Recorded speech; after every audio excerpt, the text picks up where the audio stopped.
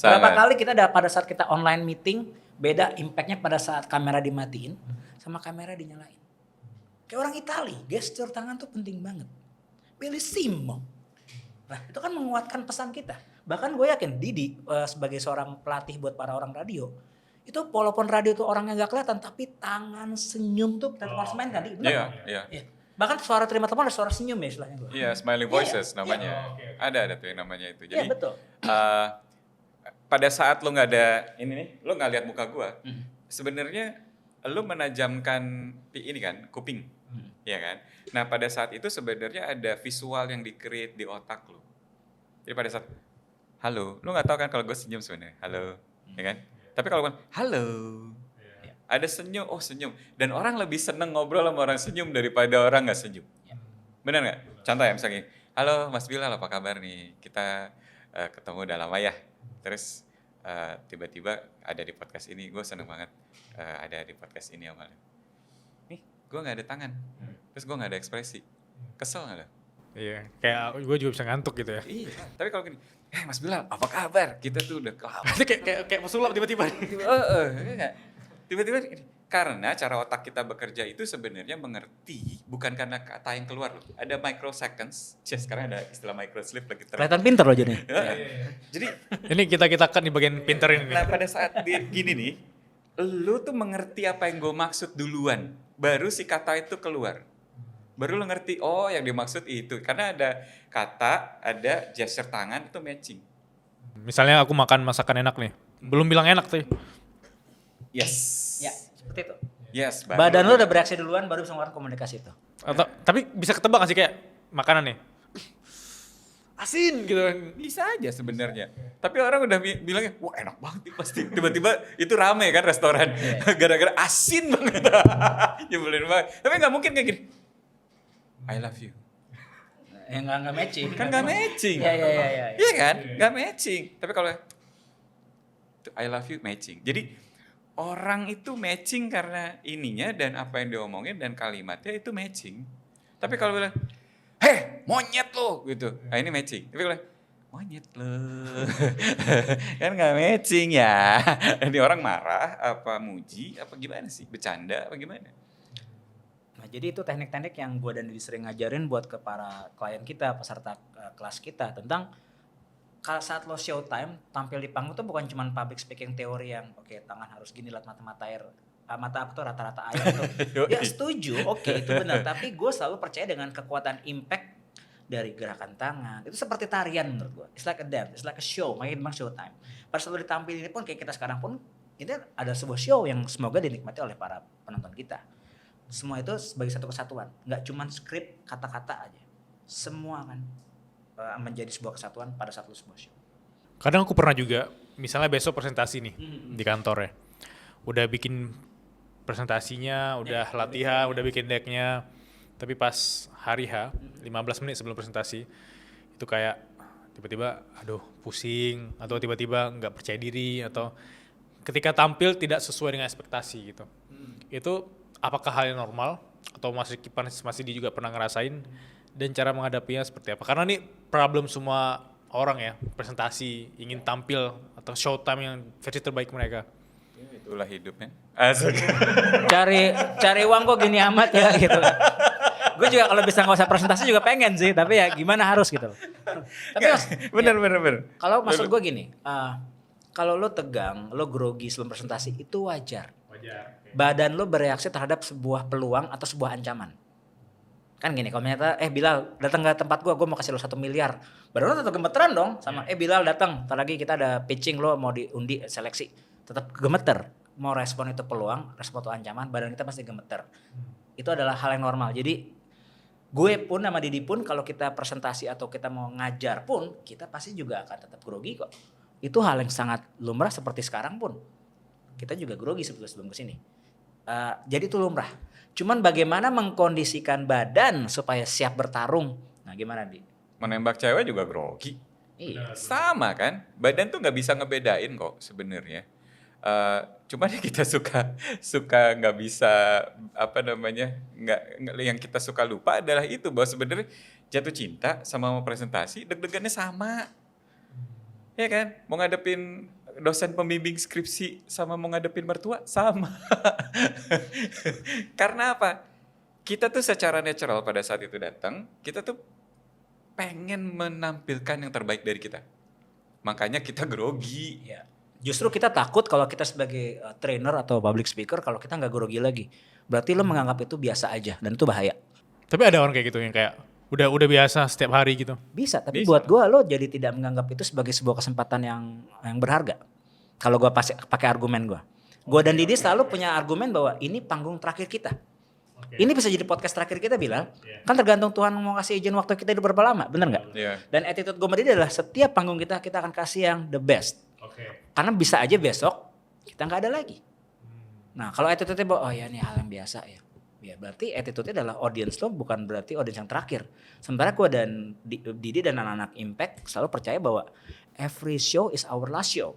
Every show is our last show. Karena kita nggak pernah tahu besok dikasih lagi nggak sama Tuhan kesempatannya. Kayak Kobe Bryant, every game is like my last game. Nah itu adalah mentalitas kita. Karena itu kita benar-benar menyiapkan terbaik buat ketemu lo hari ini, buat semua pasti kita siapkan terbaik. Thank you, keren. Makanya gue antusias di sini.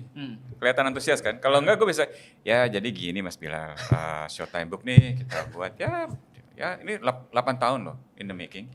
Dan ya prosesnya 5 bulan. Berarti dia gue gampar kalau gitu ya. Kan gak antusias Karena ya? gak asik. Lo percaya gak? Gue hari ini itu nyiapin pakai kaos ini Mas Bilal. Ya, Soekarno. Soekarno. Karena tahu lo dari Aceh. Oke, kenapa tuh? Nah, Soekarno yang bisa meyakinkan orang Aceh sampai akhirnya berinvestasi di kemerdekaan Indonesia kan gokil nih orang. Public speaking tadi ya. Yes. Lebih tepatnya kemampuan influencing. Dan public speaking salah satunya dari Salah Soekarno. satunya. Soekarno kan bisa menginfluence. Ini nggak kayak kita yang sekarang hamba Allah nih gue kasih sukarela ya. Tolong ya, Ini bantu. pas gue lagi bisa nih gitu makanya gue bantu. Soekarno itu bisa membuat orang I give my all for Indonesian. Use it. Udah terbukti Raja Sri Sultan Hamengkubuwono IX, teman-teman senior kita di Aceh menyumbangkan harta bendanya all ya untuk kemerdekaan kita, maka kita punya pesawat dulu segala macam. Gue tuh kepikiran kalau bisa balik lagi ke zaman dulu, gue pengen lihat Soekarno lagi nego sih, gue pengen lihat gimana sih caranya sampai bisa, apa sih yang dia pakai, Dan gue gimana yakin sih? pasti orang Aceh kan nggak semudah itu di Di influence. convince loh. Heeh. Aku penasaran juga ya.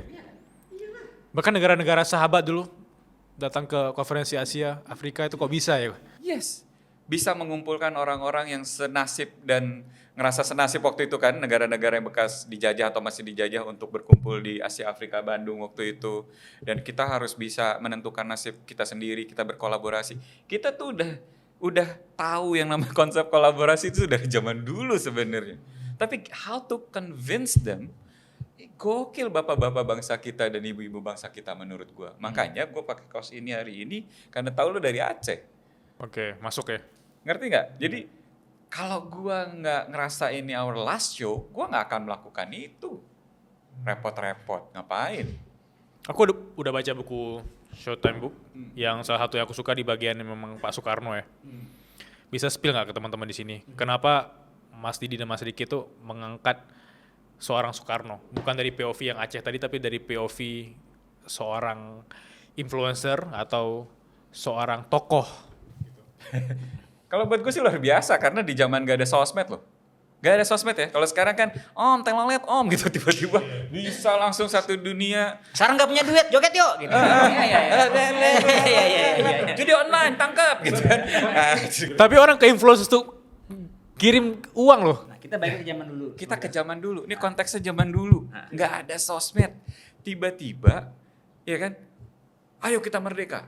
17 Agustus 45. 70 juta rakyat kita yang mayoritas, mohon maaf ya, nggak bisa baca tulis huruf Latin waktu itu dan hidup di bawah garis kemiskinan ekstrim istilahnya gitu. Tiba-tiba pengen merdeka karena Soekarno bilang kita merdeka. Dari Sabang sampai Merauke 17.500 pulau merdeka, hayu, bisa mati loh. Gak apa-apa. Let's go. Kenapa? Itu kan gila menurut gua.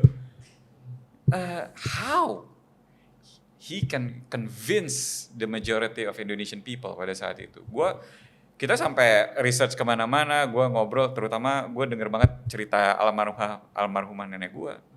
pada saat harus experiencing Soekarno itu seperti apa pada saat itu. Wah emang ini orang luar biasa ya. Dan kita perhatiin banget di tengah orang nggak bisa pakai baju yang necis dan bagus kok dia begitu. Terus rambutnya, wah orang-orang bapak-bapak bangsa kita kan kayak pakai pomade semua tuh ya kan. Itu poin menarik.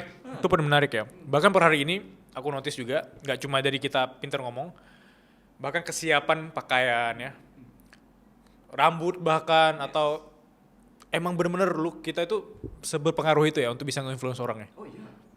Yes, karena kita judging the book by its cover. Ya mohon maaf ya, manusia itu kan subjektif sebenarnya. Kalau dibilang, oh lu subjektif lo, emang.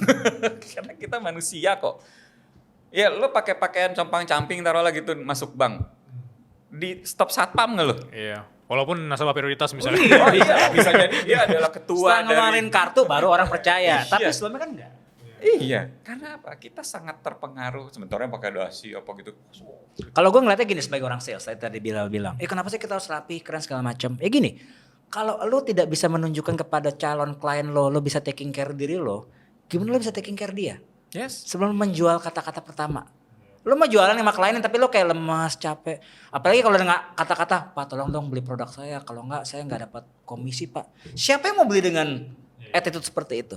Tapi lo nunjukin bahwa lo perhatikan penampilan lo nunjukin bahwa oh ini Ricky bisa dipercaya karena dia taking care dirinya dia, mungkin dia bisa taking care diri gue sebagai klien.